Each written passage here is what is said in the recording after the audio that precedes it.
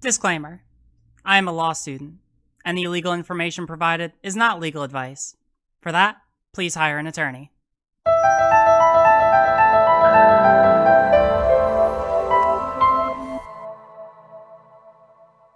So the reason that we've all gathered here today, is Dario in here in audio? Riley. Okay, yeah, Dario, you should be in here, mate. He's in the waiting room. Y'all, I was wondering why he wasn't talking. It seemed like y'all were just like, I didn't want to say anything. Fucking hell! I thought that was on purpose. Dude, fucking Chud literally just linked me at Discord and it's like nobody's in here. What is happening? Am I getting trolled? Dude, I've got him so Dario. Here we go. Thank you for trying Dario for me. Yeah. The fucking drama starts. Good job. Okay, it's always scuffed. It's all good. So fantastic. So why are we here today? So we've gathered here today. The overarching topic is the police, not the band, the police, the actual police. And we're going to be discussing a few different points. The best thing to get started, though, I think, is always to do some introductions. So we'll go around to each person. So Riley, do you want to go ahead first and sort of introduce yourself and Yeah. Explain your part in this as well. Right. So thank you all for coming. This was really, I didn't expect to get as well of a turnout as we did, and I really appreciate this. I'm really excited.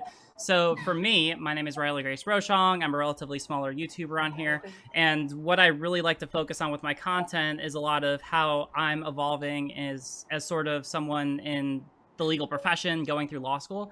Right now, I am working for the Organized Crime Division of the Maryland Attorney General's office, and I was actually, one thing I'm working on with my supervisor is kind of looking at what would be really good policy recommendations for the Maryland State Legislature. So what I'm really doing right now is I would really like to be able to talk to all of you and be able to see what are really good policy recommendations, what would be good for resolving issues like police violence and police brutality, and generally good things that we should try to do as a society to move forward from things like the death of George Floyd, Breonna Taylor, and so on. That's really what I'm looking to get out of this. Okay, so you're saying this isn't a blood sports tear each other apart? No. I'm very much. I mean, if it's with the right kind of people, I'm all good with blood sports, right? With people who I disagree with people who are bigots and whatnot, then yeah, totally blood sports are fine. But we're all friends here. I would like to keep it friendly if that's all possible, right? That's what I would like to. Okay. That's how I would like for it to go. Okay, so just bear that in mind, Dario. Okay. Right, next up, Vadim, go ahead and introduce yourself. Oh, hey guys, my name is Vadim. I'm very disappointed to find out that this is not a discussion of the ban the police, because I was really looking forward to talk about how Sting's career went into the shitter about 2 years after. Hey, are people just talking over this, or what? Do I have to start over? What's going on? Yeah, it's awkward. Somebody's hot mic'd, I think. Maybe Lynn. 30 seconds in and it's already awkward. Awesome. Do I need to? Okay, I don't need to my opening joke was ruined. But anyhow, yeah, my name is Vadim. Some people know me or know of me from the Creationist Cat channel, which will probably be rebranded into Hey, It's Vadim in the not too distant future. I make political / videos about cultural things through a comedic political lens. And when it comes to this conversation, I guess I stand on the fact that there needs to be a great deal of reform, and I think that there's a lot of ways that we can achieve that. I personally, I want to hear out a lot of sides, but the way that I kind of fall on it, just to be brief, is I think that we need strategic defunding in certain places, but not necessarily just an overall broad defund, because I don't think that that's going to lead to good outcomes. I'm just as disgusted and have been for decades as probably everybody else is here at the state of policing in America, but I'm not on the side of abolishing the police or defunding them to the point where they cannot adequately address the problems that they have. So there you go. Good stuff. Thank you very much. Right, Dario, introduce yourself. Go Oh, ahead. me already? Can you go with someone else? Come on. It's I'm part of just the- part writing of my the- notes, dude. Okay, fine. Rico, you go. Oh, it's good. My turn. Hey, Vadim, I want to apologize. That little hype mic when I was talking to my wife. I was trying to be silent, but I guess the mic still caught it. So my bad on that one for throwing you off. That's cool, man. Just so everyone knows, because people mispronounce it all the time. I forget it all the time. My name is pronounced Vadim, just so you know, and no worries on the mispronunciation. Vadim. I'm sorry. I just No. I'm sorry because that's why I go by Rico, because no one ever pronounces my name right. My name is actually Dorico. And if I say that to somebody and I tell them to spell it, they will absolutely spell it wrong. So that's why I just say, just call me Rico, because everybody knows what Rico is. So I get it, and I'm sorry. I feel Really you, man. That's like I think we've led similar lives in that respect. But anyhow, go on. As to my point, yes, I'm Rico Rants. My moniker, but y'all can just call me Rico. I make daily YouTube videos on whatever the hell I feel like talking about. And as to the regards to police reform, I agree with the strategic defunding on areas, because law enforcement is unfortunately expected to do a whole lot of everything. And given that they're also taught taught to believe that they're like at war with the rest of the country, maybe sending them around at the same time with that type of the way they are is not a good idea. So strategically defunding them and retraining them in the same way we train the military with regards to civilian service member relationship. That's what I want. But most importantly, what I want is accountability at the top down. Because it doesn't matter what rules, regulations, or reforms you put in place. If the shit ain't upheld, shit ain't gonna change. So either you demand, if the person in charge whose job it is to hold people accountable, not doing their job, get rid of that motherfucker and replace him with somebody who will. That's my position. Let's have fun with this. Okay, good stuff. Okay, Mel. Hello, everyone. My name is Melanie. Basically, I just hang out in the Twitch panel scene. Apparently, it's been where I've been categorized now. So generally speaking, I just kind of hang out on Twitter. I talk about I'm a communist. I'm a Marxist-Leninist, so I talk about communism and generally just like stuff in the POC and like the LGBTQA community. I guess if we want to talk, my opinion of police reform is, I don't think reform is possible because the institution is so fundamentally broken, and the way that it was designed from the ground up makes trying to fix a lot of these systems very, very difficult. And the amount of time and money and patience that a lot of people have to enact swift reform, I don't think is enough to like ultimately like long-term fix it. I do think a lot of things need to be completely broken down and reestablished. Now, how we go about doing those things is really up to the culture and the population, the people. Like we have to meet the needs of the people. So I mean, the needs of the people aren't being met. I think going with more abolishing, but not like to LARP abolish, but like take a system that is ineffective and just get rid of it. Replace it with something that is guaranteed to work. That's really where I'm at. Okay, OreO, how you doing? You good? Yeah, I'm fine. So my name's OreO. I'm 20 years, and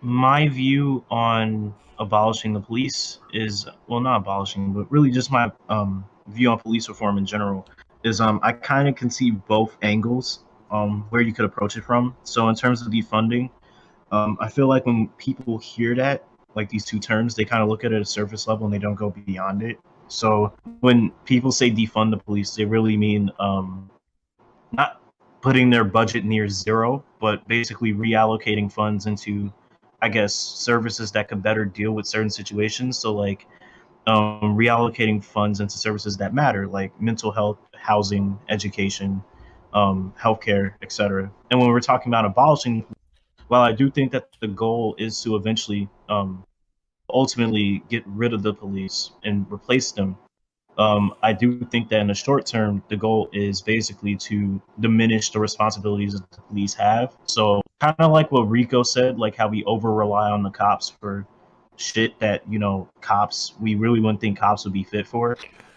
You can pretty much diminish those responsibilities and put them onto, I guess, another what's the word, facility maybe. So like when we're talking about cops dealing with mental with cases people are in mental distress, will we really want a police officer, or will we better, or will we put it in the hands of, say, a social worker, which is the most cited example? So that's pretty much my view.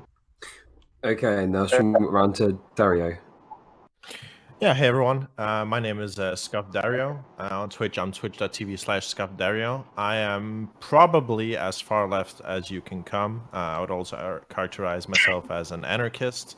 I do think that ultimately you would need to abolish police in the way that we sort of conceptualize police as it is today. I think the way that society should be structured is to have, I guess, community policing in some form, where you would have people from the communities that they live sort of taking care of the violent crime that happens, but in nowhere near the aspects that there are today. I think that's an interesting conversation, although I don't think that conversation has any place in what we're going to be discussing today. I think when the issue is as it is at hand, I think the conversation of abolishing police is completely futile. It's not something that you can talk about when people are dying on the streets today and has nowhere near the ability to pass or do anything really. So what I'll be talking for today and suggesting is data-driven policies that have a chance of passing and meaningfully improving the lives of the people on the ground and causing ultimately less people to die. So yeah. Okay, fantastic. So what I'm going to do is I'll swing it back round to Riley. So the first thing we're going to be discussing are just more sort of generic positions on how we should respond to police violence. So I'll let sort of Riley tee it off, and then we'll go into like a free-form conversation from there, I guess. So Riley, do you want to go ahead and... Yeah, I'll go ahead. So I've definitely... I don't know how many of you follow me on Twitter. So a couple weeks ago, I was resourcing from people, from my fan base and from other people to see like what would be really good policy responses to trying to figure out how to deal with police brutality. I've got like a giant list I ended up sending to my supervisor, right? And there's like a lot of smaller things, like for example, something that could be done today, right, is that when I went to a Black Lives Matter protest, I brought a camera with me, and that was actually pretty alarming because I had someone who was there who actually had heard that police were collecting cameras from like people who are attending to try and like build cases against like young people of color, which is insane, right? Like it's the highest disincentivizer to actually like recording instances of police brutality, right? Like being able to record it is one of the best ways to be able to hold police accountable, right? So like there's a lot of small things right when we're talking about like larger scale issues that I see to a lot of like smaller reforms. The first I see, and this is something I like to ask all of you about, is like police unions and how to be able to address them. When I've talked to my supervisor, she's always told me that that's like one of the biggest obstacles because like while we have a supervisory sort of role as the AG's office and making sure that we, like we're the people who prosecute instances of police brutality and hold them accountable, we also have to work with police, right? Like I'm literally working a conspiracy case right now. Like I have to work with them. So it's hard when there's like a lot of bargaining power with unions, and I'd like to hear some thoughts on that. I'd also like to hear about like the rules on qualified immunity. Like in law, that's something that police can usually appeal to pretty directly as ways to be able to get out of like murder charges, right? Like they'll go to court and, the prosecutor will be like, hey, this was murder. This was clearly murder. And then the police officer will be like, well, no, I have qualified immunity because I was working on the job. That's something that happens very often. And then, yeah, I'd like to talk more about the idea of defunding the police. Because I hear like everyone's throwing around abolishment, right? Like abolishment is this really popular idea. But I'm right now more online with Dario than that, like, sure, and like it would be nice to be able to achieve that, but like as something practically that can be done right now, I'm just not sure if that's a conversation that we can have. And defunding and reallocating a fund seems like a much more reasonable policy goal. So that's kind of where I'm at generally. That was a lot. Do we just talk? Or I don't know. Sure. If people want to pick something from there. Yeah, I guess I think it's super interesting to talk about sort of police unions as like a first springboard. I think police unions, generally unions are a very good idea to sort of structure the way that workers sort of bargain with the people in power. The issue with police unions specifically is that police sort of have a whole lot more let's say fatal incidents when things go wrong, and police unions also tend to promote some very bad practices. So specifically, I guess something that's very current is that the Minneapolis police union is specifically egregious, where I believe the leader of the police union has been touted as what does it say? He wears like white power patches and like makes racist remarks. No.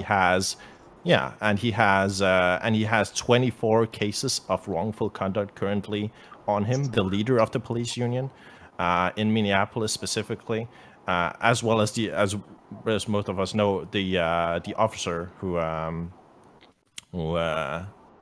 basically killed George Floyd also had over 20 cases of misconduct currently on him being investigated. So I think it's an indicament of what happens when police unions go wrong, and I think it's terrible. I think there's no justification. Can I push back on that just a little bit? Because I had a conversation the other day with my dad, right? Like, I come from a pretty conservative family, and this might be something where a lot of people could come in, because like I'm conflicted here, right? Because unions are something which I really think are good and I want to advocate for, because I think that there's something which put a lot of power in the hands of workers, right? But like when I talked to my father about it the other day, and he effectively responded that like, yeah, we should get rid of all unions because unions are communists, and anything that communists touch is like going to be the end of civilization, right? And it's just, but I think unions are communists, and communism is good. So look, I'll put it to y'all like this with regards to unions. Unions and organizations in general, it don't matter. It all comes down to who's running it, and if who's running it is allowing, because we have teachers unions that have the similar problems where they brush under the rug a misconduct by teachers within the union to prevent them to be fired, even when say teachers have assaulted students and whatnot. It all comes like unions are good and can, or I would say they're not so much as inherently good, but they can be just as much as a force for good as they can a force for evil. So it comes down to who's running the show. And with regards to holding unions accountable, to stop them from essentially protecting the bad people, so much so that they foster a culture of bad people. Oh, sorry. No, you can go on. Sorry. Oh yeah. Then I will sum it up with this: is essentially it takes collective action to hold unions accountable. Essentially, because though they may be able to protect themselves from within their institutions, we can overpower the institutions. That's all I got. Okay, sorry, I didn't mean to interrupt you. Your mic cut out, so I thought you stopped. I'm sorry. Wait, how much of that did y'all hear? No, we heard. I heard the whole thing, but No, I heard everything. Oh, we heard it. Oh, thank fuck. Yeah, no, I heard it. It's just at the very end, it clipped. So I didn't get it. I'm so sorry. I didn't mean to. No, you scared the shit out of me. If I'd have been talking that whole time, y'all didn't hear me, I'd have been mad as hell. No. Okay, so I think another interesting thing to talk about unions that I think a lot of people, I don't know, like I said, I don't know everyone's opinion. So we can all agree that unions, I don't know if I feel like we're all on the left sort of area, I assume we all kind of think unions are good in any sort of capacity. But I think what's interesting about police unions is it's not about necessarily, at least to me, about someone used an example of a teachers union. So let's look at power. How much power does a teachers union really have? I've seen teachers unionize and strike outside schools, and it takes them days, weeks, months to even get a raise, school supplies. The amount of collective bargaining that they have to do is monumentally so much higher to get even the basic things than police unions. Police unions are incredibly powerful, and it's a relationship of power. Because the police is an institution that is usually government, federal, state, local funded, and teachers are usually not. I mean, the institutions that they work in are, but the actual workers are not. It does create a power struggle. And I think that's the hardest part that people forget is police unions are not just powerful because because they're fundamentally part of an ingrained institution. It's education and law enforcement are two completely different. They have a vested interest in exercising their power in the way that they do. Yeah, and like so, and like the thing is like a lot of the police unions like even bust their own members. Yep. And so like the thing is like, and I think a lot of working class people struggle. Like, how do you reform something? And I don't like giving someone with that much power the ability to have a union if that power is never going to be evenly distributed to like help the people.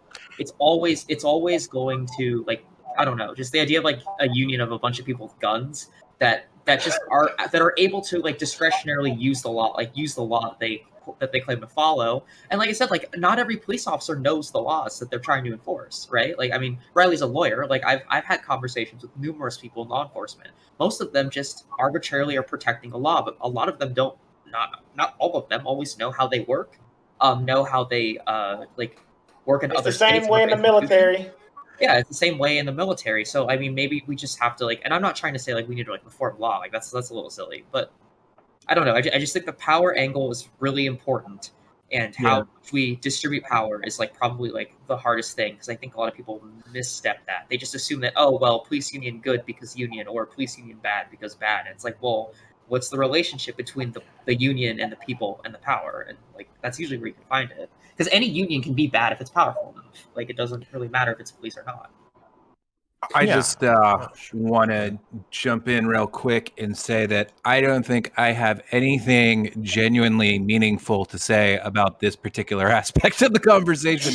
I had before, you know, I because I have like a little list of certain things that I think that I would like to, or you know, I think would be meaningful to enact or helpful to enact. And it did occur to me, the police unions would probably deeply oppose these things, and they'd be a problem to in getting those things created, achieved. Mm-hmm. But yeah, I don't really know that much about how police unions function, so I'm just going to let y'all continue discussing this until we, shift the topic. Right.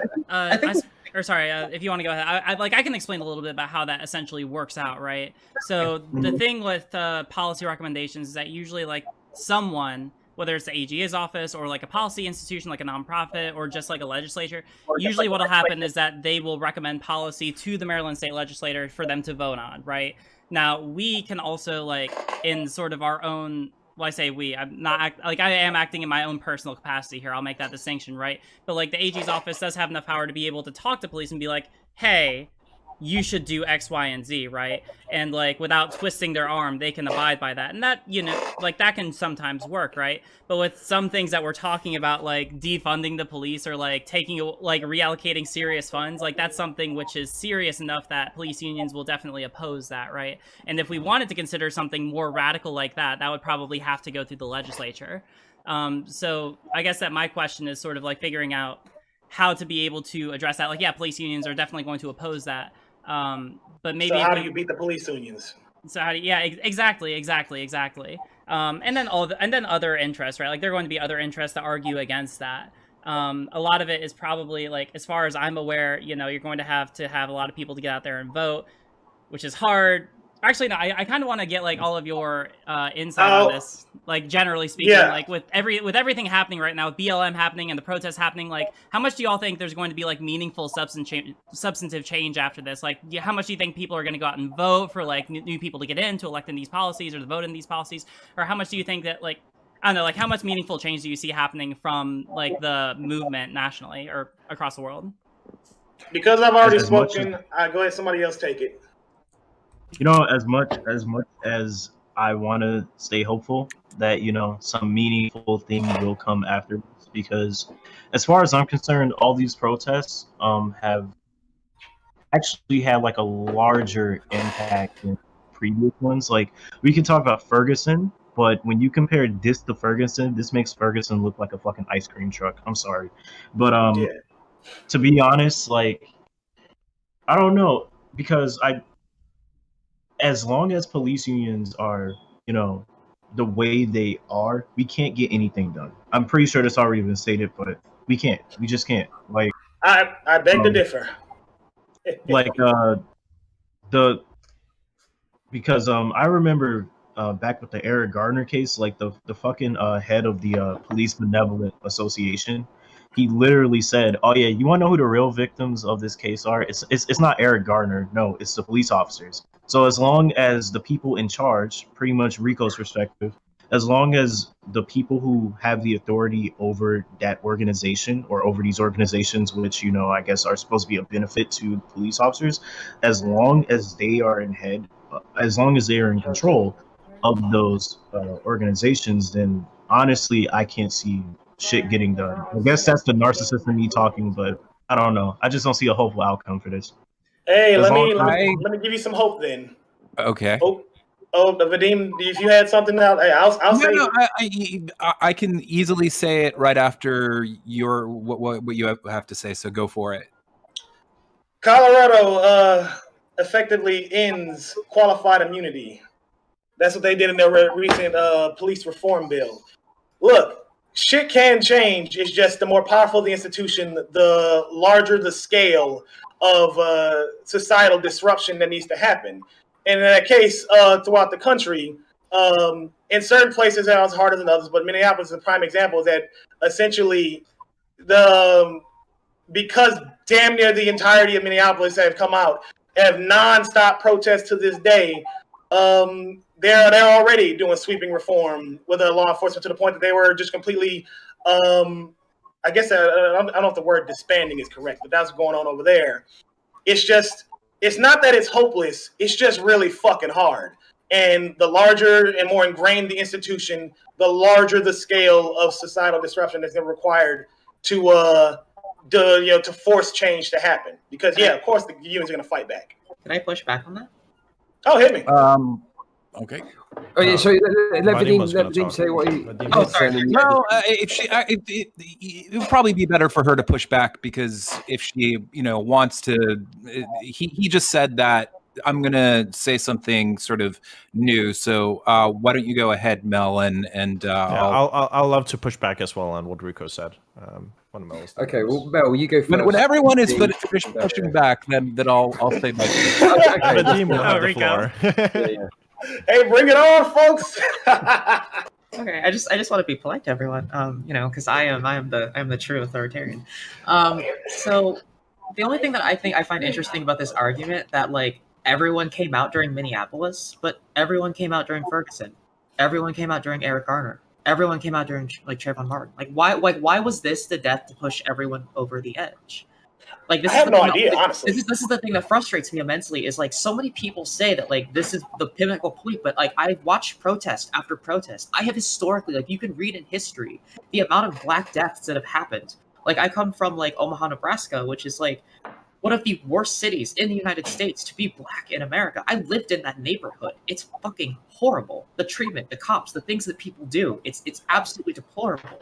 Like some of the worst treatment I've ever seen. I had friends that protested on 72nd and Dodge and were shot at like point blank with like, and these are just white people like standing up for like, the oppression of Black bodies, and they were just shot at.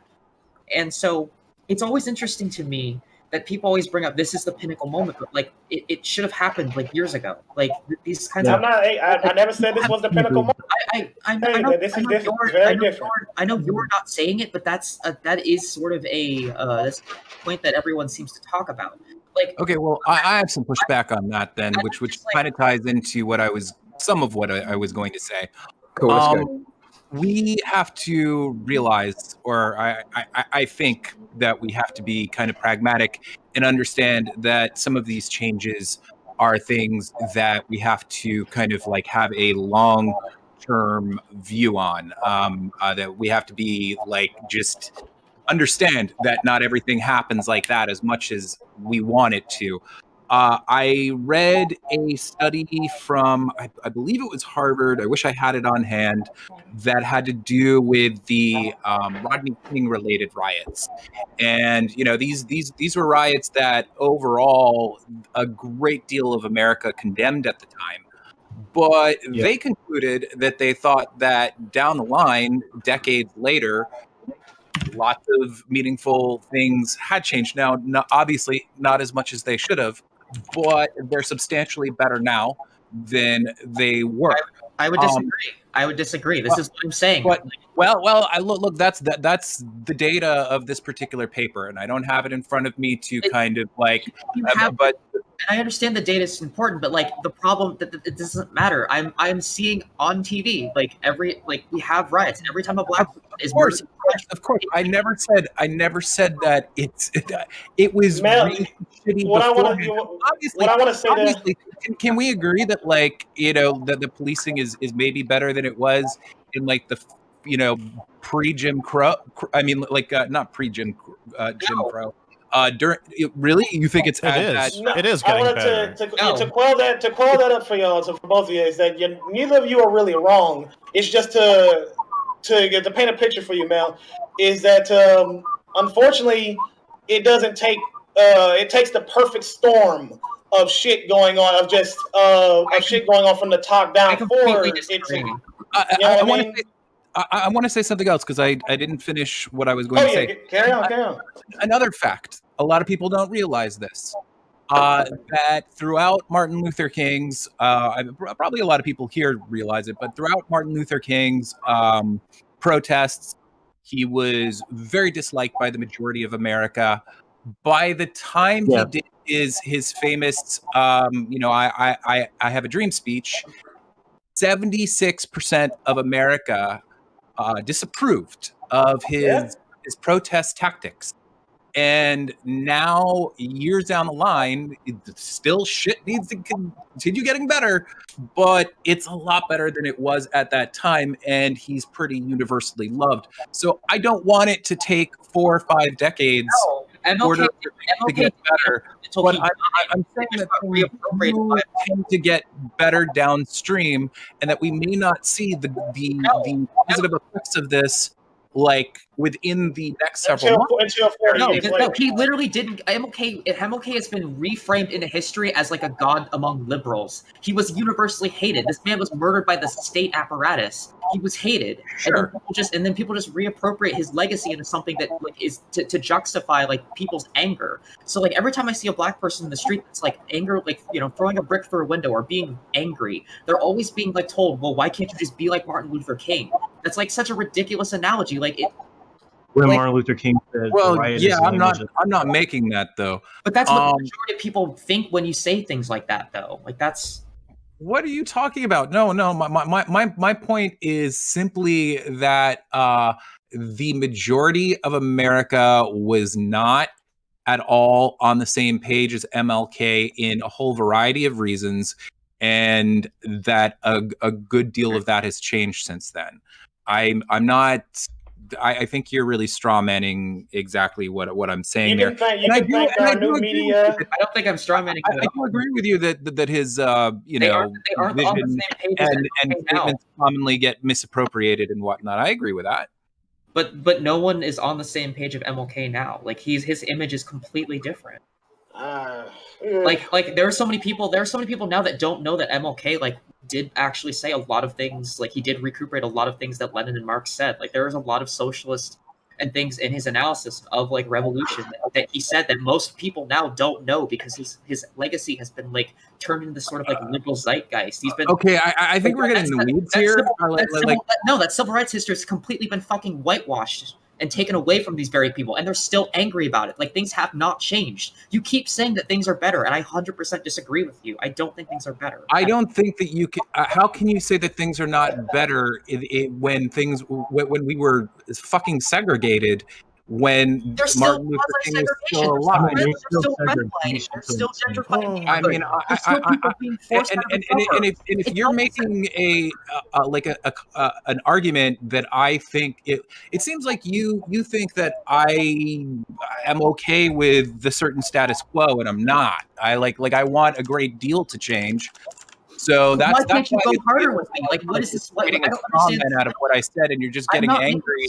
Man, I'm not angry at all at you. I'm just frustrated because I hear it all the time, and I'm trying to push back on it because I'm tired. Wait. How about this? How about we address the comments and the opinions of the people on the panel instead of what other people might think about the issue? Would that work? Else we're gonna keep talking past each other. Yeah, and on that note, you say that things haven't changed. I can promise you materially in every way, whether you want to admit it or not, things have changed. I'm like, well, fucking, I'm married to a white woman. Once upon a time, I would have been killed for even fucking trying to look at her. You know what I'm saying? Oh yeah, it was literally illegal for me to be with a white woman. You know what I'm saying? Like things have materially changed. People like are, still have those feelings though. It's not oh my god. just because the laws still exist, the culture hasn't always changed. Like it's still culturally bad in a lot of places in the United States. Okay, can we? Okay, wait. Can we recognize that things? Can we recognize that while things might be getting better, they aren't good enough? Can we all agree? Like, Yeah, is that so hard? For sure. Okay, yeah. I feel like we need to sort of try and bring it back around to the point. I think So I'm also just looking at the stats here for the. I guess this has the last 4 years. Number of people shot by police in the United States is falling drastically from 2017 and like to 2020. So I mean, I don't know. Yeah. I mean, yeah, obviously it's not good enough. Obviously we want that to be zero. Like zero, especially like on unlawful killings. But like, just say that things aren't getting better is just factually inaccurate. I don't know. I'd also like to mention a few ways that potentially within the next few years, depending on how things go, both in the elections and whether or not certain aspects of it, let's say Joe Biden wins, certain aspects of his platform are actually, he's able to enact them or he actively tries. But there are certain things on his platform, like he wants to decriminalize marijuana. He says he wants to abolish private prisons. And I believe he also wants to make nonviolent drug offenses like you can't be incarcerated for them. All of those things are things that maybe don't seem directly tied to policing, but they are all things that would substantially help the problems that we have. Like, for instance, like a lot of just people in general. I mean, a higher percentage of people of color, of course, but lots of people get jailed for weed offenses, and we all know how bad private prisons are. So I'm just throwing that out there. Hopefully, of course, maybe he won't enact those things, and I certainly am not naive enough to think that he is totally going to do every single thing he says. But that's a potential way that things can start becoming better. One of I'm not saying that's our only closest hope, but just wanted to throw that out there. That's I got a few points to what Rico was saying, like a few minutes ago, I guess. Not too. Yeah, sure. Go for it. Can I just run through real quick? Yeah, so like my biggest fear right now from the protest is that it seems that a lot of talk is happening, but nowhere near like any action that is necessary. And you mentioned Minneapolis doing a lot to like destroy or abolish or whatever they want to call it their police force. Minneapolis isn't going to do shit. Like, they literally do not have the authority to do that on that panel. Like, I actually spent a lot of time looking into this. Even if 12 out of 12 people on that city board wanted to do this, they literally cannot based on the city charter. Currently, there is, in the budget, there is room for, I think it was like 788 police officers. And the minimum set by the charter is around 650. So they could at most like fire like 100 police officers. That is what they could do at most. And to change that, they would have to have all of the council on board, 12 out of 12, which they don't have, combined with the mayor to change the charter, and then they could make the changes that they will. But the mayor has already said the mayor isn't on board. So I mean, in terms of then you keep protesting. You know, as I said, the larger scale, the deeper entrenched the institution, it requires an even larger scale disruption until the system caves in on itself. Like, I'm not saying that what's going to happen is set in stone. I'm saying that it requires a massive amount of work that is sustained pressure. And even after, say, you get what you want, then you have to maintain it. You know what I mean? I want to be clear on that. You know, I mean, I'm optimistic, but at the same time, I ain't dumb. It requires a lot of everyone there, and you know, it's the only time will tell. Yeah, and I think one of the biggest things, if like you want this to happen in Minneapolis, is go out and vote for a new mayor who will pass these changes. Because right now it's literally the mayor holding what I back the said. changes. Yeah. And I'm not disagreeing with you there. No, cool. Yeah. Like in most major cities in the United States, only 20% of people vote in most major cities. Only 2% of those people are aged 18 to 34. 2%. It's just a bunch of fucking boomers who never interact with the police. And you think they give a fuck? And the politicians are only going to answer to their constituents. So fucking go out there, vote for a new mayor, vote for your people, and vote the old people out of office so you can get the things passed you want to pass. Electoralism, baby. I just want to just throw a question in there to, get the panel talking about this.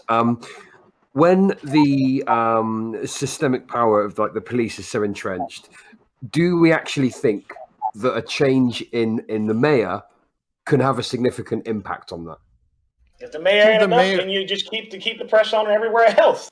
Yeah. You don't stop until something caves. The mayor usually chooses like the police chief, right? And the police chief has like, that's where the buck stops with the police and like local police departments. So, I mean, yeah, obviously it isn't going to fix the problem. I mean, racism is still going to exist. But like, I don't think there's any way to meaningfully talk about how to fix all of the issues right now. The best you can do right now is to change it in a way that leaves less people dead on the streets. And I think that's all you can really do. On that note to that, I want to say is that one thing that absolutely needs to change is how police are taught to engage with civilians. Because like I said, the military there's a reason why there's a big difference between how the military interacts with civilians versus law enforcement. Law enforcement is pretty much taught to believe that essentially they're at war. They believe that the civilians are fucking insurgents out to get them. They trust no one and believe they're going to a battle zone to combat and all that. Whereas military is taught to see civilians as people that we're supposed to protect and serve. And so you end up with a distinctly different culture which I want to change that in law enforcement, demanding that they change the way they engage with civilians because the way it is ain't gonna work. Back on the military angle? Yeah, go for it. Okay, so I'd also like to respond to that as well. So I don't think that. I think your analysis of saying that people in the military are just trying to be gung ho and go out to shoot to kill is not true.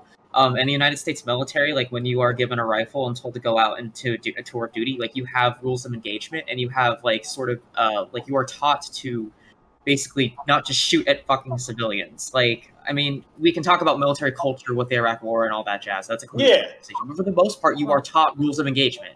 The police are not taught rules of engagement. Nope, nothing. That's the key difference. That's why I wanted this. So you have to be careful about complaining the military to the police, because like if we were training the police like the military, there would be probably disciplinary functions like rules of engagement. Well, no, not necessarily. With regards to dealing with combatants, that's we're taught rules of engagement. We are taught to treat civilians like in no rules of engagement. We are taught an entirely different way to see and treat civilians, especially American citizens, I don't necessarily versus the way law enforcement starts. So the way law enforcement is taught to see civilians. But I mean, the other thing you have to think is culturally. Okay, so like culturally, the military and the police are like very much the same kind of thing. Like that's basically what I'm saying here. Like they're very culturally like connected together in sense of like it's like a brothers in arms. What do you mean? It's a brothers in arms kind of thing. Yeah, can you say more? Okay, I'm telling you, they like military. I've seen the training that law enforcement. They are not to see civilians the way law enforcement is taught to see civilians. Like the military and the police train all the time. They're a bunch of meatheads for sure. But I'm telling you, there's a distinct different culture between them. Like they're like it's an actual culture. Like I grew up in a military family. A lot of my friends growing up were cops. Like it is a brothers in arms culture. It is very much. I'm just giving you an experience to help reinforce my point here. You don't have to like be sort of dismissive about it. Rico, forgive me if I'm wrong, but didn't you serve in the military at some point in your life? Yes, I'm a fucking Marine, a sergeant. That's why I'm just kind of like. You could have said that at the beginning of the conversation instead of like. I didn't say that. About it. Oh, I'm so sorry. Yeah. I really am sorry. Did I forget to mention that? Yeah, no, I'm just saying it's fine. It's fine. I'm not saying you had to mention. but like I don't know, like if I'm coming up with condescending, I'm sorry about that too. If I said something wrong, like I would like you to bring that up. That's no, like Yeah, and that was my bad for assuming that you knew. I thought I told y'all. I'm so sorry. No, like I said, like I come from a military family. Like I grew up around gun culture. I've shot plenty of guns. Like most of my friends were cops. Like I've dealt with this stuff like my entire life. I understand. Like I get it. Like I'm probably like I am not someone that has served, but I understand the feeling. Well, cool. We hate cops. I tell you what, we fucking hate the cops. Yeah, I know. And what I'm saying is like it's weird because I've met a lot of people in the military that like that have been like supporting the Blue Lives Matter thing. Like there's all those like right-wing militia nerds that are like on the same side. Not wrong. So, like, you're not wrong about it. So what I'm saying is like culture, like how do you if you want to get rid of this hierarchy, like if you want to get rid of this sort of like power structure of like the police and the military like sort of treating civilians as like non-actors and doing whatever they want, like how you have to look at that too. That's all I'm asking here. No, I get you. In which case, with regards to the military, there is accountability with the military that is all pretty much non-existent with law enforcement. Right. So, like, in the military, the military, if you fuck up and like even hit a civilian, shit's coming down. We take our military to civilian relationship very seriously. Whereas in law enforcement, since there's virtually no accountability, and they're taught to see civilians as their enemies, they do whatever the fuck they want. That's what I mean. So someone who served, like, what is, since you served in the military and you have like a thing about not liking cops or whatever, like what would your solution be?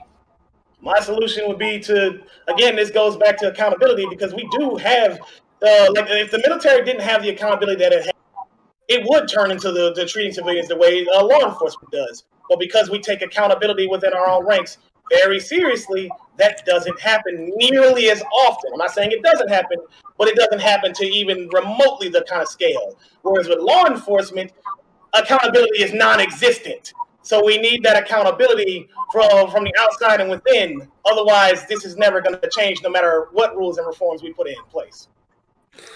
Can I... Yeah, please do. Go ahead. Okay, yeah. I mean, this is more building off of what Rico said at the beginning, like maybe 5-10 minutes ago. When it comes to I fully agree, we need to fundamentally change the way that police are taught. A lot of people don't realize it. I think that in fact, I have like a graphic here, like state by state. It's kind of shocking how little some like in Georgia, literally you have 408 hours worth of work to do just before you become a police officer. That's way under 3 months, and like the highest is somewhere close to 800. And so not only, in my opinion, do these police academies, if you will, I guess that's what they're called, do they need to be restructured in order to emphasize de-escalation tactics and things like that? Preferably, they'd even learn things about like psychology and in order to deal with people better. But these programs, they have to, in my opinion, they have to be teaching these people at least twice as long as they are now. And this leads me to my next point, which is, when I said that I think that there should be strategic defunding, I'm not exactly like, I'm kind of on both sides of the fence here. I'm not saying that I have done enough research to say definitively whether I think that this needs to happen, but I think that there is a chance that while certain things like militarization and some funding, so some aspects of funding need to be cut, some extra funding might actually be needed, because if you're going to double those things, if you're going to restructure the police education system, if we're going to introduce things like mandatory cams where they don't already have them, if we're going to have things like one thing that I'd like to see is a central database of bad police actors and things like that. All these things are going to cost money.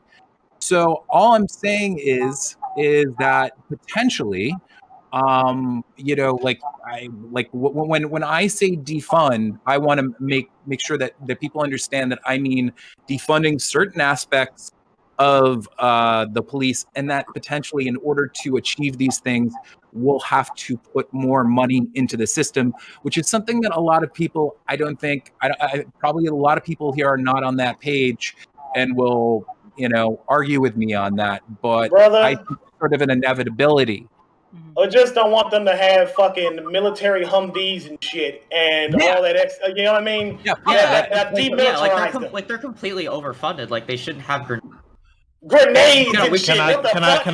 Can I just bring up a few points here?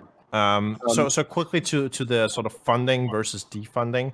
I personally think based on the most recent data that I've seen and like the way that sort of people are talking about this issue, I think defunding, the concept of defunding, is basically a non-starter at this point. I don't even think that's necessary, like, to talk about it that way, because I feel like that sort of leaves the government off the hook. Because all of the other programs that we want to pay for with the funding of the police or whatever, the government could just fund those programs. It's not like the government is lacking money. You can take that funding from like the military, or you can literally just print more money right now. I mean, there's not a lack of funding from the government side, and you can It's easily... not a zero-sum game. I got you. Yeah, exactly. It's not a zero-sum game. And just defunding it doesn't really fix any of the issues, right? The policies that are problematic are already going to be in place. They're just going to be less, more stretched for funding, and like they're going to have less police officers. They're going to be more stressed. They're going to have longer hours. Like all of these things are just going to exacerbate the problem unless you fix all of the other things that you want to fix. So I think just talking about defunding, for like not even just talking about the concept of defunding, but like the aspect of discussion of defunding is also just a non-starter. Like only 16% of Americans actually agree with cutting funding to police departments. Yeah, 65% oppose it. Not even a plurality of black people want to defund the police. Only 33% black people want to defund the police. 36 oppose it. I mean, I don't know. It just makes no sense. You can fix all of these issues without defunding the police. Let me ask a question on that. So then. why? Or sorry, you can go ahead now. I was gonna say, it's just like, so how do you think you can do it without defunding? Like, do you want to move Just money? print money. Like, that's your whole solution? It's just print I'm not money? sure if that works. I mean, like, inflation the government is a thing. can literally print money. Okay, No, but inflation has not been a thing.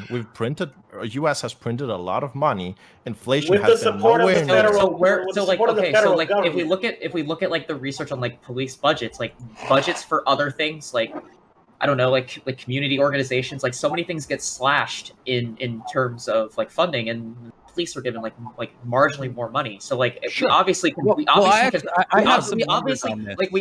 have enough. Like we obviously, if your solution is print money, but we're slashing things from other crucial things that actually keep people out of crime and out of these sort of like why would we want to give more money to those organizations and not give more money to the police? Well, guys, I have some numbers on this, and they might be surprising. Okay, in terms of the expenditures that the police have, only 97% this is from 2017, and this is from the Police and Corrections Expenditures Urban Institute. 97% of that went towards operational costs such as salaries and benefits. So now those numbers might not be completely correct. I don't fucking know. I would assume that they're close to being correct. So unless we think that police should be vastly underpaid and their benefits should be reduced, doesn't leave a lot of money to play with. Like it's like the money that police receive is, I don't know, in terms of what's dispensable, is not as large as some people think it might be. There's actually an additional fun fact. Did you know that like a lot of people talk about defunding to get rid of military equipment? Did you know that a lot of police departments around the country literally just receive like outdated military gear for free by the military. So like it's not like they're buying that equipment; they're receiving it for free. Darius with the correct on that one. Yeah, this is the problematic part. They receive it for free, but only if they use it within a year of receiving it. Okay, so that's the fucking issue. Okay, so there's two things. Like a municipality, they can't just print money. Like the federal government has to make those declarations. Yeah. Like the city, Yeah, I'm like the talking city about of the city of government. Minneapolis is not just going to print money. So like I mean, nobody. you'd have obviously. to have to vastly commit the well, that's why I always have an issue with like the just print money argument because like you have to completely. Wait, do you realize the federal government can give the states money? Like if there's reasons, but like there's not a lot of but there's no imperative. So here's a way. There's no imperative for the state to do that, but. Sure. So here's the way that it works. Just to clarify, because I don't want to get boggled up in this. So the way that it works, and this is actually suggested by Joe Biden 2020. Okay. I don't give a Joe fuck Biden about Joe Biden's suggests discourse. he wants to enact police reforms from a federal level, and he wants to basically bribe the states to enact these policies by giving them money to do so. So there's like a blank check for like $50 million from the federal government, and then you have to enact these policies in order to receive the money. Right, that's fair. Or you can gatekeep money from like other places as well. Do you think he would actually do that though? Like, do you? That's on his policy. I mean, that's on his policy page. You tell me. I don't have a lot of confidence there. This is actually very. Sure. This is actually very. So one thing. So if one you have more any thing. arguments, I'm all I have ears. to- So one more respond thing, to that like second. the police are vastly over. So like, can we look at like how much so you brought up numbers, right? So how much are the police paid versus like the average working class wages? The average police officer gets about $60,000, close to actually closer to $54,000, and depending on their, if they reach like a high status within the academy, they can make between $70,000 to $80,000. It's very rare for them to reach that much, and then they have benefits. But that's still more money than the average working class American. Yeah, but they do have a job, even though that they're doing some horrible shit on average. They do have a job that I think we like in order to get good people in there, and they do. If they're doing such a hard job, then why are black people getting killed? It's such a complicated issue because on one hand, they're fucking up big time, and so yes, they can just not be racist and not shoot black folks. No, it's two things. If we want to make this a good system, don't we agree that, I mean, in the same way that we want to have good educators, that we need to have a decent amount of payment? I mean, we pay teachers less than we pay cops, and like if we want to have good citizens, shouldn't we have an educated populace that can make better decisions so they don't end up like statistics? Teachers in general are not putting themselves their lives on the line as much as police officers are. I mean, there is some risk that goes with being a police officer. Some teachers work in some of the hardest schools in the country. Like, are you kidding? Like, I know. Imagine a teacher making $30,000 a year. Teachers more without taking money without taking a penny. Why are we doing it then? Why are we doing it? Why are we doing it? No, I agree. You should be doing it. Why are we doing it then? Like, this is my problem. Vote for politicians who will do it. Go vote for Bernie next time. Hold on. Here's the thing on that. Is that it's can Riley actually Vadim said that. Vadim said this earlier with regards to the standards to becoming a cop. The standards are basically non-existent. Like I said, you couple no accountability plus zero seeing real actual standards. He gets $60K a year. Like, he gets $60K a year for 6 weeks. Like, that's insane. Okay. You know what I mean? The pay is irrelevant to the fact that you end up with a bunch of people, with a bunch of lawless assholes who are, again, accountable to effectively no one, doing whatever they want to, whenever they want to. So there needs to be an actual standard to becoming a cop, because now we don't have. I could make $60K a year just having a 6-week education to You enforce know what the I'm saying? I think I took the wrong profession. Let's let Riley have a say. Right, Riley, you wanted to say something. Yeah. I was just thinking of what you said, Dario, about the idea of like having some effectively federal bribing of states to try and enact policy.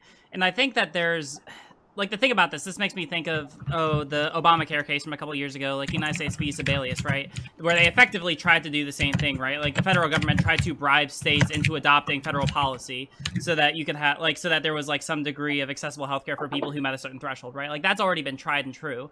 The problem with that is that you run in, so like for people like this is some like super basic con law stuff, right? Like the reason that federal governments are able to usually implement these sort of policies is based on the Commerce Clause, and there's like a whole history with the Commerce Clause that you have to deal with. But like a big consideration for Sebelius and like healthcare or the Obamacare, right? Like how they tried to bribe the government was that like that can be really difficult to do constitutionally because like the Supreme Court has said that if you try to do it and it's not so much like a bribe so much as like something that they like you're putting them in such a position where they almost have to take it, then that's deemed to be unconstitutional, right? And that's why parts of Obamacare, not all of it, but parts of it were overturned a couple of years ago. So you want to be very careful when you're talking about like bribing different states to get them to enact policies, because if it's like if it is considered like if you're putting them into such a position where they have to take it, then that could probably be overturned by the courts. It's actually interesting because yeah. So it's actually very interesting because like the irony was that my when I was in con law, my professor actually said that like if we just tried to do Medicare for all, that would have actually gotten like less constitutional challenges than like doing like this compromise like Obamacare of like bribing states to try and adopt something. So you just want to be like I understand the idea of trying to get politicians in there. Just be aware that like when we try to appeal to federal options for state reform, it can get really messy when you get into issues of like like federalism and like Commerce Clause issues and so on, right? Like that's where you get people taking things to the Supreme Court. That's why I want to say that. I mean, just to be clear, everybody, like I'm not a lawyer or a constitutionalist in the United States. Obviously, I'm not stating like my opinions. Like this is what Joe Biden has on his webpage. I assume he has people working for him that understand these things. Like I don't know. I'm not impugning it, and I'll make the comment. Like I'll also make the comment here. I'm also not a lawyer. I'm a JD student. I just studied this stuff right now. I'm yet to get the bar, so please do not assume I'm a lawyer. But I mean, like, this is important to consider, right? Because, like, I am approaching this from a practicalist perspective, right? I do want to make sure that if we are proposing policy, that is something that we're not going to get hiccuped on later on down the line. So no, like just to be clear about my position, right? Like, I don't necessarily think that like taking some funding out of the police department and then spending it elsewhere is a bad idea on face value. The only thing that I'm concerned about is like I don't want to necessarily leave the government off the hook and be like, oh, well, we couldn't pass police reform, so obviously we don't have money for these programs. We don't have money for the schools. We don't have money. That's not how it works. Like the fucking federal government could easily do this, like through like a ton of different ways, right? And like a ton of different policies. So just to be clear about that, like whether or not the police ends up getting defunded, that does not mean that these programs cannot get funding. Wait, could you repeat that again? I'm sorry. Yeah, so whether or not the police ends up getting defunded in like different states or municipalities or whatever, whether or not that happens, that does not mean that they are off the hook for funding the other programs that we want to see funding, like schools, like better mental health institutions, like healthcare, all of these things, right? Yeah. And it's a zero-sum game. So there's someone can go on. Don't worry. I was just gonna. Well, I just want to follow up on the idea of just like the federal government printing money. Like I'm not entirely sold on that at this point, right? Like we've run into instances throughout history where like we've tried, like where the federal government has tried that, and we've gone into like drastic, like massive recessions, right? Where it's just like we try to print, and then we aren't able to like the value of the dollar is decreased so much that like you aren't able to buy like you have to spend like 10 times as much to be able to get like a. I mean, like in other countries, this has happened to like an extreme extent, right? So like. I don't understand the idea of like. Right. So what you're saying is what can the states and cities do? Riley, that's an understandable concern, but the thing is that you have to take into account there are certain expenditures that you can have that will not have a return, and these sorts of things that we're talking about are really community investment.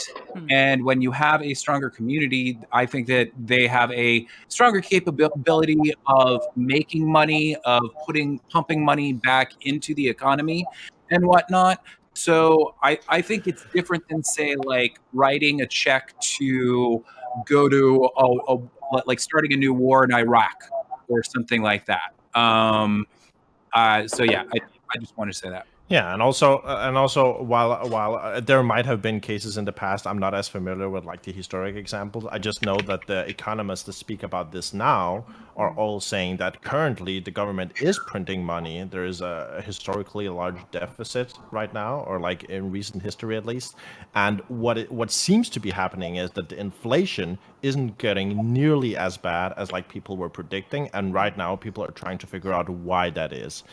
And it seems that a lot of the reason why is, as Vadim was, I guess, alluding to, is that it depends on like what you spend the money on, right? Like if what you're spending the money on has a sizable return in the near future, then you can sort of afford to do so, right? Because you're just stimulating the economy to create more growth, which will then inevitably return the money back into the government. Yeah, that makes a lot of sense. If someone else has a thought on this, then they can go ahead and share it. Otherwise, I do want to ask like another a question related to something earlier, but I don't want to change the subject right now. If someone else wants to, just I guess one quick example, I guess, is a lot of people bring up, or a lot of people did bring up, like a few months ago when Bernie was running, that Bernie wanted to spend a lot of money on Medicare for all, like healthcare, right? And he a lot of that money could presumably be coming out of the like just printing more money angle. But the thing is, because you give people more healthcare, give people easier access to healthcare, you get Medicare for all, they're able to be more productive within society to make the overall growth of society so big that through taxes you can recuperate the losses that you would spend on Medicare. Well, so like, sorry to interject, Riley. I think Vadim isn't in the Discord, maybe, or something. Vadim is. I mean, you're in the Discord. Hold on, are you muted? I don't know why. Like, it seems like it's fine on my end. Vadim isn't in the Discord for me. Really? I don't know. Creationist cast. Yeah. Oh, there you go. Vadim, try talking. Might need to try shutting Discord down, maybe, or something. If you had like, is my Discord down? I mean, like everyone. Everyone else is fine, right? Like yeah, we can all hear each other. Every single time Chud does a show, this happens. Oh my god! It's not even on my fucking Discord. What do you mean? Vadim can't hear anything. Hello? Can anyone hear me? Yes, we can hear you. Yes, we can hear you. Can somebody like give me a thumbs up if they can hear me? Well, my camera's also. I can't. But I'll say thumbs up. I'm going to log out and log back. I can't hear you through Discord. Something weird is going on. I apologize for the interruption, guys. No worries. Yeah, you're all good. Yeah, he unmuted in Whereby to send that message. Oh, Whereby. Yeah. Okay, let's go. Come on. Okay. I love this. Yeah, it's great. Technology is great. That's why I don't trust technology. It's always out to get you. Speaking of technology, right? Because I mean, like, this sort of a situation is honestly very familiar to me. Like, it's weirdly familiar to me because of like COVID, right? And something that someone asked in my chat earlier that I've been thinking about a little bit, right? Especially going back to the conversation about what made these deaths sort of like the tipping point. I was wondering to ask all of you if you think that like the COVID-19 crisis has had like something to do with that, right? Like the fact that it put such a strain on the middle class that eventually that made problems like this seem much more that it was able to respond a lot better to a class that recognized like the problems with society. I told you it's the fucking perfect storm of like all this shit was all bad shit was already going, and now it's just been one thing on more, and COVID-19 was pretty much the fucking straw that broke the camel's back.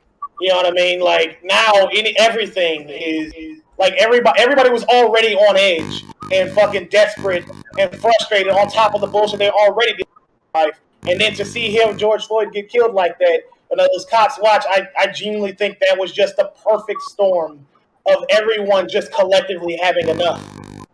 Like the whole country. COVID has also in the United States disproportionately been killing like Black Americans because of disproportionately, disproportionately, like because of comorbidities, because of they are disproportionately essential workers. Yeah, essential like these workers, are. right? Can I just disproportionately real quick, poor? Do you guys hear me? Yeah, you're right. Yeah. Okay. Sorry. Cool. It's all good. Don't worry. Yeah. Sorry, Dario, go ahead. Yeah, I apologize for the technical difficulties. It's all good. We're fine. Yeah, like it seems like whenever shit goes down in the United States, like the black people, like black people in general, are the first to feel it. Every time. Yeah. Yeah. So here's the. Or sorry, go ahead. I was gonna say like it. I mean, it doesn't have to be this way. Like if we just if people just got more into like Medicare for all and realized that like it would save more money like from the federal government like on average, and it would give Well, there's a lot. like it would take so many people that like don't have access to healthcare. Like the thing so the reason why a lot of like black and brown folks are always constantly like in hospitals is because we generally like if you're a marginalized person, you lack preventative care. So like at the end of the day, like you just don't have access to preventative care, which is like the number one pillar. It's not always just like a big thing like a flu or a pandemic that kills you, but it's preventative care. The more money you have, the more options you can get it. You can have a general practitioner. Like how many like poor folk like actually have a general practitioner? Most people can say they don't. So I would just advocate that like just even having Medicare for all would have made the COVID situation like way worse because I don't think yeah, for sure. That's not for debate. Yeah, and like also like I've noticed like the people that are treating the COVID situation as not as serious are people with like a lot of class privilege. So like if you have more money and more resources, you're gonna walk around and be like, oh, I don't have to wear a mask. Like I'm fine. I can go to the doctor. I have access to things. I can go out and I can, I have a car. I can buy food for everyone else. Like I can hoard things. Like the higher you are in class privilege, you have options to things that other people will just never be able to obtain on an equal basis. Mm-hmm. So I think COVID was just sort of like I don't think COVID was the reason why shit hit the fan. I think it really showed the weaknesses like in capitalism, the weaknesses in our institutions, the weaknesses in our police, the weaknesses in our healthcare system. And I think that's what really got a lot of people to wake up because I think people realized that it was bad, but no one realized how bad it really was. Like people didn't realize how entrenched and how awful that these institutions like really do affect people. And like even just being able to stay home is class privilege. Like a lot of these poor people, they have to work every single day. They can't decide to not go. Like if you're an essential worker and you're a person of color, you have to go out and work every day. You have to feed your family. Like you don't have these sort of things that like having like a working class job working from home is a fucking privilege. If you're able to basically just sit at home on a computer and like type on a desk, like that's ultimately privilege. There's so many things that are lost in this conversation a lot of the time. Like we can say that like, yeah, this is what made people angry, but like this is the inequality that if people weren't familiar with, they're familiar with it. Yeah, Mel, about with regards to everything you just said, I would say you're absolutely correct. The problem is you're preaching to the choir. But with regards to winning more people on our side on these issues of for policies and like that, preaching to the choir? So many people don't understand class equality. No, but everybody here agrees. That's what it means, right? Like everyone here. But if you guys, I would assume. I don't know. Okay, so that's fine if you guys agree. But like the solutions that I think of are, I don't think voting and I don't think waiting on reforms is going to make this equality go away. The problem is what my point is this class. I mean, it would have gotten you Medicare for all. No one's saying to wait. No one at all is saying, wait and hope for some savings. Y'all want to just like vote and like wait 20 years for Joe Biden to save us. Not just, no one is saying saying just vote. Like I've been like everybody that here. That was me making fun of Dario. That wasn't making fun of everybody here. You could at least make fun of my actual positions instead of just strawmanning me. Yeah, like, you know what my position is. I can speak to that because I'm like sort of halfway. I'm not exactly what you're describing, but I do believe that while we need to continue demonstrating and just basically being as active as possible, we also have to recognize that nearly all meaningful changes within history and movements that really were very meaningful, like the civil rights movement and more, they took a long time. So on one hand, I don't want us to sit back on our laurels and just be absolute, just wait for shit to happen. But at the same time, we have to recognize that we have to play, to some degree, we have to be willing to play a long, what is the term? It's a long game. It's a long game. A long game. Yeah. That's what I'm saying. So yeah, I mean, because I think sometimes people just get frustrated because they don't have that immediate change. Like a lot of people. We did one marching. Why hasn't it changed yet? long game though. Like not everyone can afford the long game. Like even And just having that's- the long No, exactly. That's And why but you need that's to what vote sucks. for incremental change through electoralism That's the so that long- more that's the people long can game. afford. No, that's the The short civil. game. How long do you think Right the civil now. rights movement It's not was? it's not the short game. Mel, how Yeah, long do you think the short- civil rights movement was? How long do you think it took? It wasn't Even- 1 month, I'll tell you that.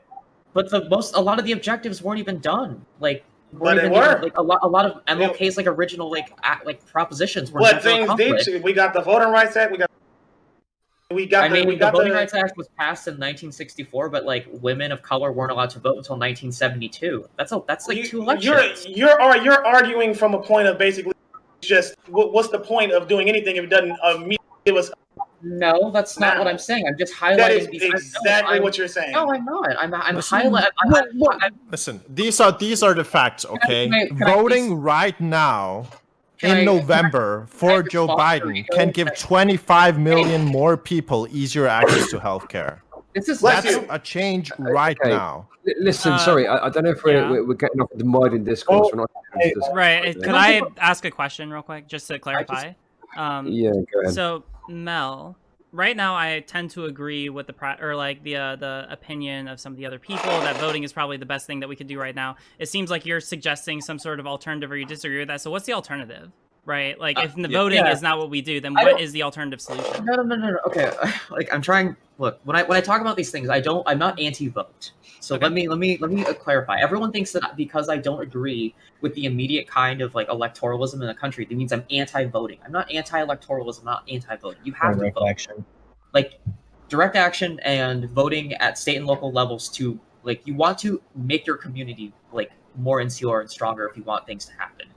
Like I think a lot of people, especially in America, they put a lot of emphasis on like voting within the national and the federal elections over everything, which is why I get frustrated when Dario just says vote for Joe Biden. His policy says this, and I'm like, but Joe Biden is not winning, is not going to change things. It's like who are your senators? Who is your mayor? Who are the people in charge that can actively affect your community? I think we Vote need to down the focus on ballot. that. I think everyone So here Joe- agrees with voting blue down ticket. I don't- And I'm I don't think talking- anyone. Well, like, yeah. Just to defend myself, because like Mel mentioned me or whatever. I mean, like, I as wasn't as I wasn't attacking you, dude. I'm just saying no, that like, you were trying to represent my position, so No, I just wasn't. to represent my I'm not- position. not at Yeah, all. you said. You, I got you 4 said minutes. you were If there's just saying- anything else y'all want to talk, no, I wasn't. I mean, I got Sorry. 4 minutes. I literally got 4 Yeah, minutes. go ahead, Rico. Sorry. No. If there's anything else you want to talk to, like you want input from me, I got. Okay, no I mean, worries. I think voting is important. When can we but- hear more from you? That's Well, I would like to ask Rico a question since you're in the military, or no, you have a military past. Always a Marine. I And remember that. Mel was talking about the kind of this, I don't know, brotherhood that exists between the two things. Do you personally find that? Like, do you have lots of friends who went into law enforcement, or There is the military is not monolithic with regard to our culture. We have a lot of things that overlap, but there is the half that kind of share in the kind of weird authoritarian culture of law enforcement, and there's the other half that absolutely fucking loathes law enforcement. You know what I mean? So with regards to that, it's just like I can't say shit about those authoritarian types because everybody I ever knew, the vast majority of them hate law enforcement. But I'm in the air wing. I can't speak much for the ground side folks. The infantrymen. I've only spoken to a handful of them, and it's very mixed. So I can't really give you a definitive calling on who feels what. interesting? Sorry, Matt. Can I add Yeah. something? Hmm? Can I add something? Yeah, go ahead. So, like, I wanted to talk about the voting point. So I understand that voting is important, but what's also important is fighting back against the system when you realize that it's not, I wouldn't say ideal, but it's not good. When you realize that the system is fucked up, you either have two choices. You can A, lie down and deal with it, or B, you can fight back. And I feel like fighting back is a preferable option, is it not? That the civil rights movement, that the leaders of the civil rights movement or activists within the civil rights movement, that they just sit and say, oh yeah, it's perfectly fine. We don't have rights. We can deal with it. All we got to do is vote, right? All these people couldn't even vote. So I mean, they had to fight. They had to fight to get that vote. And then, like Mel pointed out, women of color, they didn't even have the option to vote until what, 1972. So guess what? That's crazy. I guess they still have to fight for that. So I feel like while voting is important, fighting against the system is also important when you realize the system isn't benefiting you. That's all I got to say. If I could, Yeah, you already know, Yeah. You're not gonna see any pushback from me. I think direct action is extremely important to sort of take power back and So this move is the the thing. Overton window, Oh, you like started move the on? needle on like Okay, what is so I have a- acceptable so I have a policy. I question think for everyone. economic accelerationism is extremely important. Strikes, walkouts, even like sabotage of like police departments, like taking the police stations. I think that was like super amazing. What has been accomplished so far in terms of like doing that kinds of direct action. I think that's super important to A, move the Overton window, and B, make people in the future also vote for the things that are meaningful to you. As we see now, the direct action, like the protest, the thing that has been happening, has moved the needle of like whether Americans agree with like Black Lives Matter. Even a plurality of Republicans agree with the protests right now. For And like they George hated Floyd. Black Lives Matter Yeah. for years. Yeah, 4 years ago. Like even Yeah. more Republicans right now are in favor of the protest than opposed. Let that sink in. That is Yeah. insane. But I'm gonna get going. Thank y'all for having me on. It was a blast. Y'all Thank take you. it easy. Nice meeting you, Rico. yeah. Nice meeting you It as was a well. pleasure. Have a good day. Y'all, Good day. yep, y'all know where to find me. Thank you. Peace. Nice to talk to you, All the Rico. best, Bye. Rico. Riley, sorry, just very quickly to interject. Let's try and find someone else to come on so we can get back up to 6. Oh, if you want to find someone, I mean, do you have someone else? I mean, I Oh, wasn't I've got actually someone. planning to. I mean, I was actually looking to wrap up a little bit, right? Mel had a question that she wanted to Yeah, propose, sure. to pose to the audience, and I have one more, and we can probably wrap up on that. But Mel, do you want to go ahead? Oh, so the thing that's always interesting. Okay, so like, you guys have said repeatedly that I'll say a point, and then you end up saying, "Well, I'm preaching to the choir," and that's fair, and I understand that. But so if we do get this sort of electoral incremental change that you've all asked for, and things are still not equitable, then do we just keep voting, or like when is absolute direct action and parallel structures going to like be something that is applicable for you? Like at what point It depends sort on of what like- you mean by absolute direct action. Like what is your prescriptions? What is your prescriptive statements? Because you keep giving me value-based statements, right? Like what are you advocating for specifically? I mean, I advocate for defunding and abolishing like institutions and recreating What? structures, like actually completely like the problem is I advocate for the same. How are you going to make that happen? not That's by what I'm electoral- asking. Yeah, and I wouldn't say you do it through electoralism. First, you start by Then voting. how do you do it? You start by voting. You start by voting on Yeah. committees. You start by getting people in the community, and you like actually engage with people. I think a lot of people just like just holding a vote in like a town hall doesn't really give the total like tone of how people actually feel about things. So So you're like advocating for voting?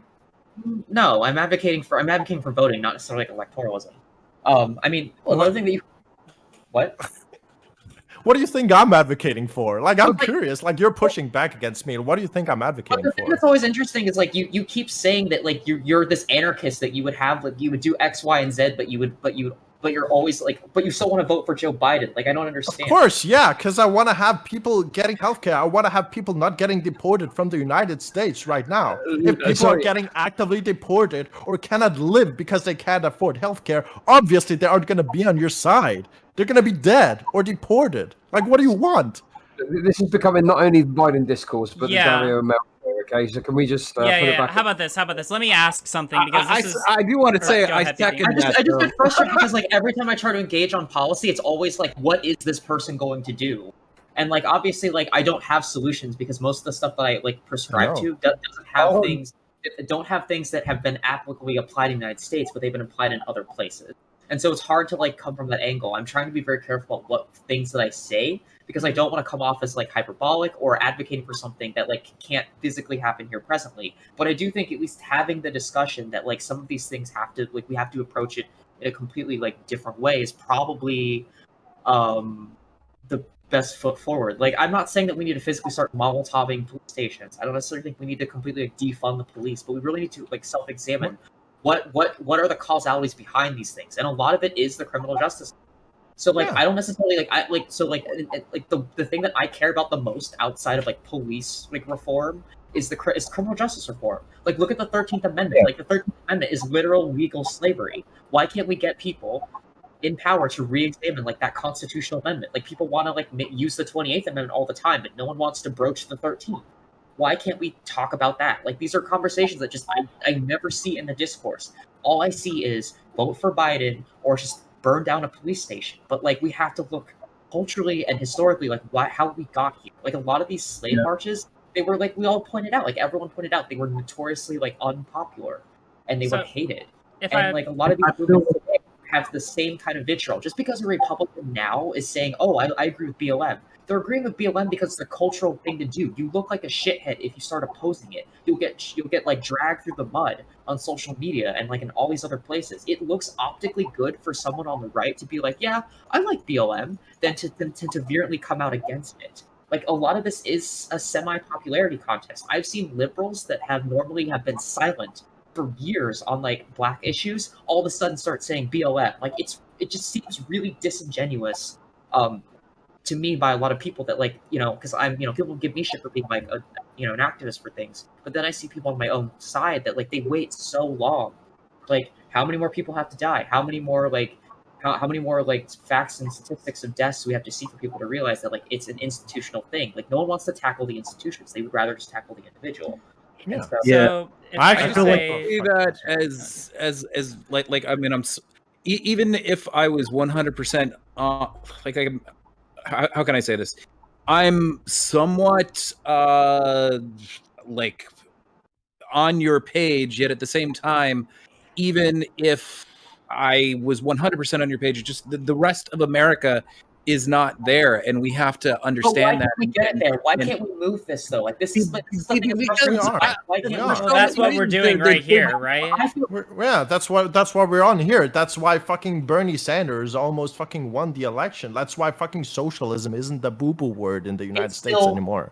I feel like things are getting better. We're talking about things that like are not enough, really outside of our control at the moment. And yes, it's good to kind of talk about how we can move the needle and whatnot, but it's just, I don't know. It feels like you want to take 50 steps forward that like when that's just not very pragmatic or possible right now. Like, the thing that's interesting about these kinds of ideas, it's not about whether they're 50 steps ahead, it's like whether are they materially possible. And I think to a lot of people that have nothing to lose at this point because the systems have basically crushed them into the ground, I do think some of these people do feel like there is a chance for it to possibly happen. I'm not like advocating like, so like at the end of the day, like if you have no choice to vote, I'm not going to shame you for voting. So like if Dario lived in the United States and he wanted to vote for Joe Biden, I'm not going to go on Twitter and shit on him and say you're a traitor because you voted for Joe Biden. I'm not going to do that.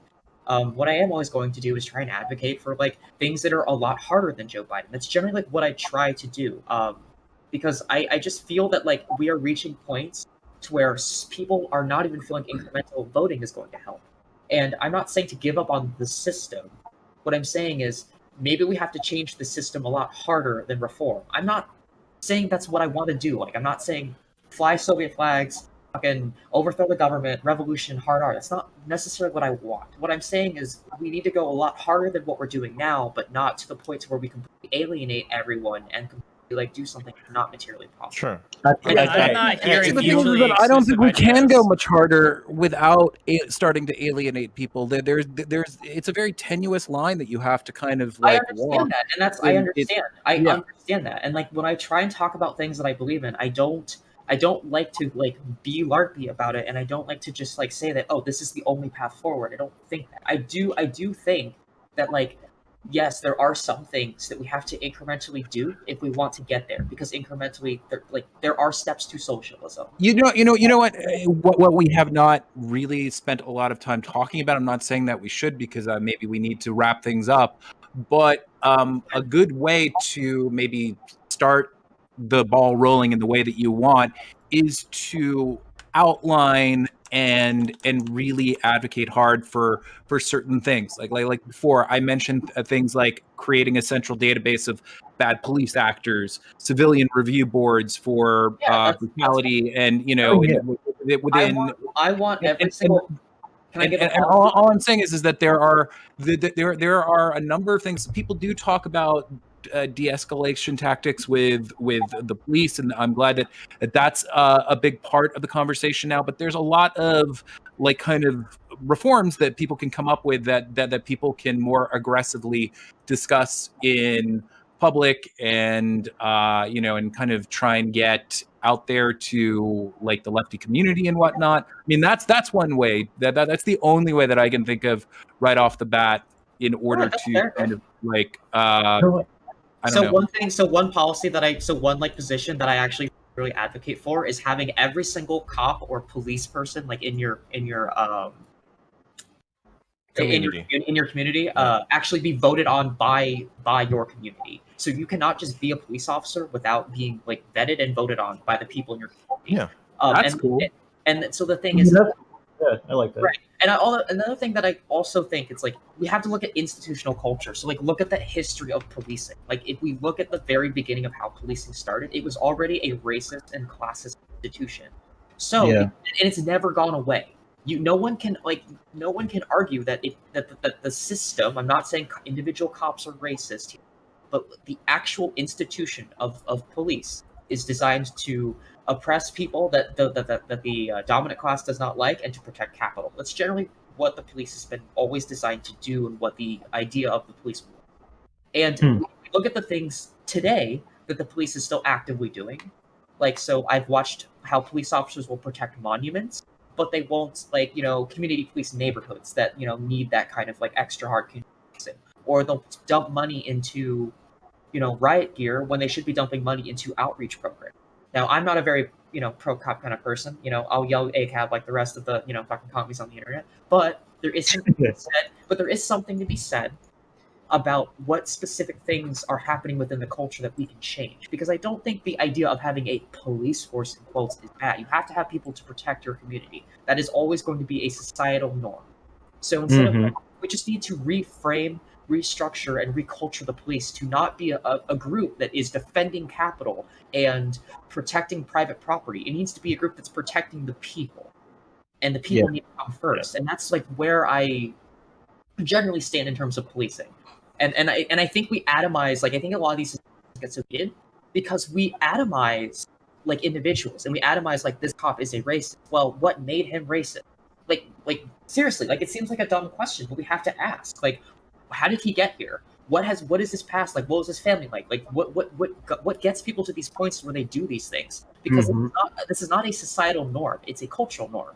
And so, how do we shift that axiom? And I think that axiom shift will get us more votes down the road. Because the reason why our voting culture sucks so much is because every time we vote for something successfully, not enough cultural change pushes that into effect to make people feel comfortable. It's like every time I see an LGBTQA law get passed that's positive, just because those laws get passed doesn't mean people are not going to treat them shit, Like as a trans person, like, hey, like just because a trans law gets passed doesn't mean people are suddenly going to be, hey, I like you because like a law told me that you're a good person, so now I have to like you again. That's not how it works.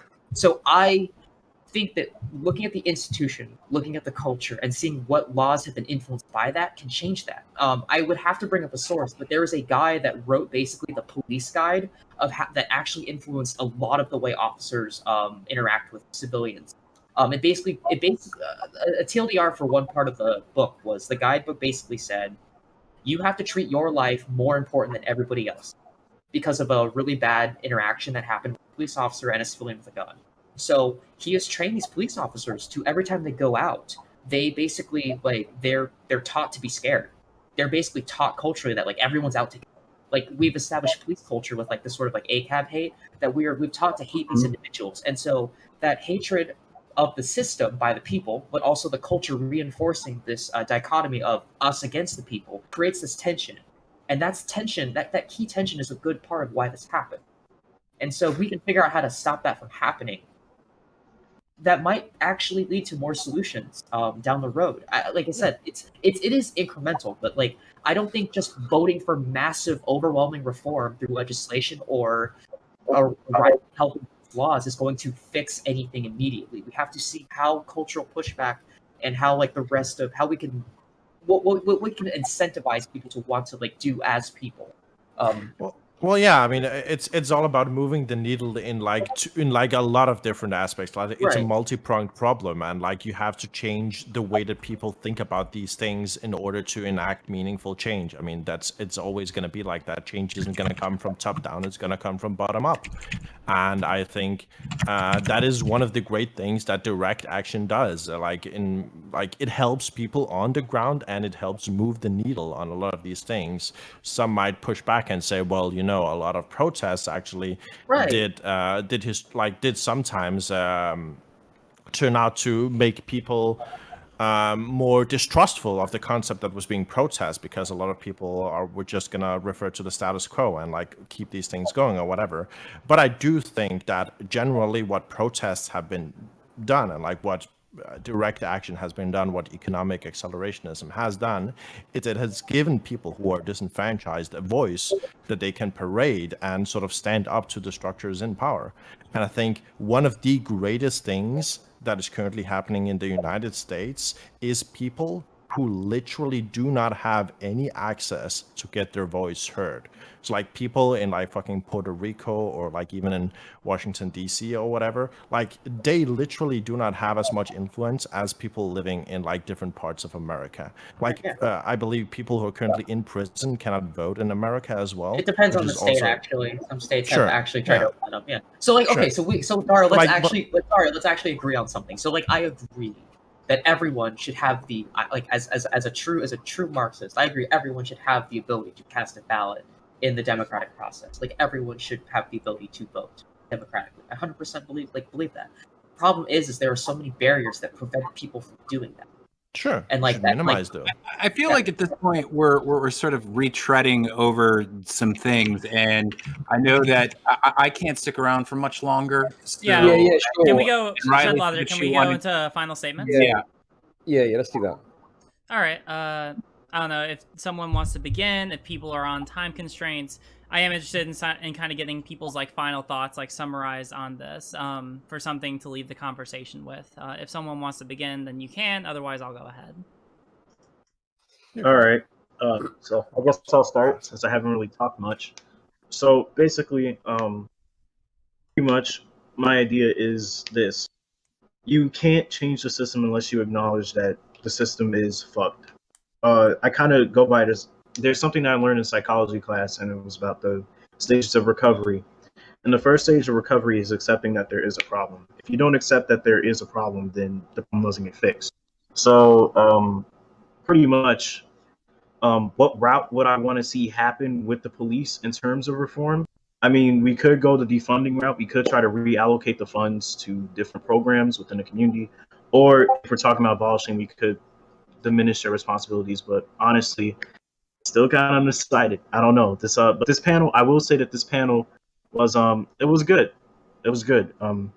It gave me a lot of perspective on the different ways in which we can encounter this. And I also will say that I do agree mostly with Mel that you can't depend on voting so much. You know, you have to fight back. You need if you want your voice to be heard, it can't just be done through electoralism. Like you actually have to, you know, organize with the community and talk with your community and actually be out there in the streets, you know, supporting, you know, whatever you're fighting against. So Brilliant, good stuff. Who wants to go next? Sure. Yeah. So I also think that it was I actually enjoyed hearing some of the different perspectives, especially from people who I haven't talked about this issue with before. I definitely agree that voting isn't enough. You should never. I mean, it depends on because like a lot of people don't have the possibilities to do a lot of politics, right? I will only expect as much as your means allow you to do when engaging with politics. I do think if you very much care about politics, you have the means, you're physically and mentally able to do so. I think there's a lot of avenues that you can go about with your advocacy. There's a lot of direct action that you can do which go outside of voting.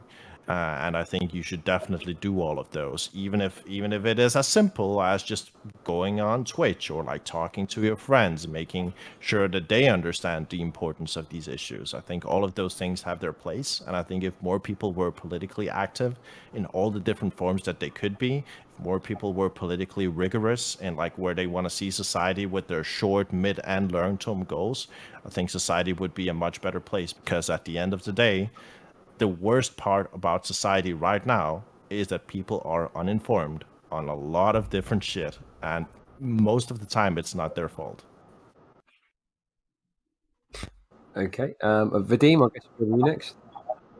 I don't really know what to say that I haven't already said. I guess I'll just mention, and I think we sort of touched on this, that I personally just don't think that either, and I'm glad that I believe the name of this discussion was reforming the police. Am I correct about that? That's what it was called.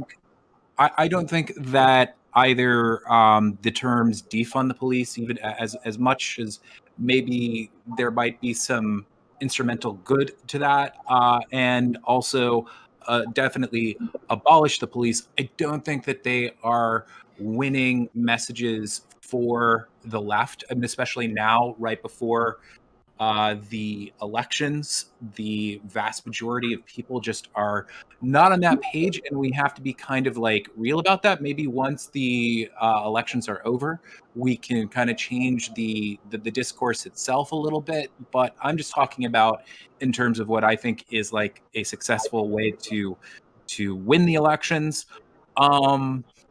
And then I guess the last thing that I'll just say is that, yeah, when it comes to the defunding thing, I hope that people kind of think about it. I totally agree with Dario that it's not a matter of defunding, that we can get the funds in order to make the substantial changes that we need for the police and other programs at the same time.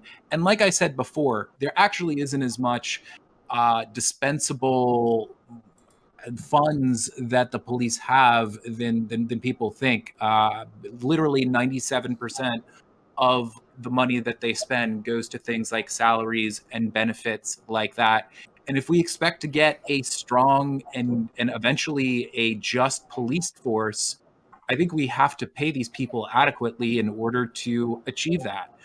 So, yeah, I guess those are just things that I wanted to say again if I hadn't said them already. I don't know if I have any like nice little bow to tie this on at the ending, so I guess I'll just stop there.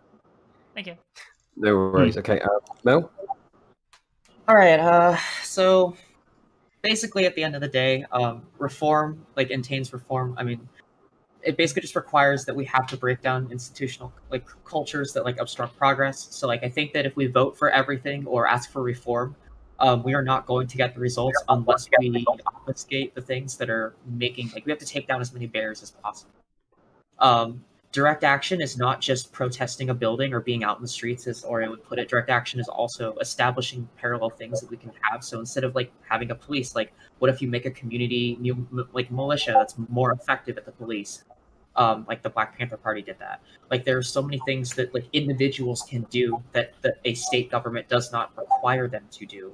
And I think just having people coming to those conclusions naturally is more effective than just basically, long story short, if you're going to vote for something, make sure you are changing things as you are voting for them culturally and looking at those institutions broadly and trying to make them more effective for the needs that you're trying to meet for your constituents and your people and whoever you are defending.